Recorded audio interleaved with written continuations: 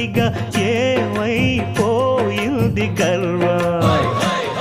అరే శివుని శిరస్సు సింహాసనం పొందిన చంద్రుని గౌరవజనం నిన్నే చేసింది వేళ కోళం. ఎక్కిన మదం దిగిల్దిగా తగిన ఫలం దక్కిల్దిగా ఏమైపోయింది గర్వం. త్రిమూర్తులే నినుగని తలొంచరా నిరంతరం మహిమను కీర్తించరా. నువ్వెంతనే అహం నువ్వే దండిల్చరా. దండాలయ్యా ఉండ్రాళ్ళయ్యా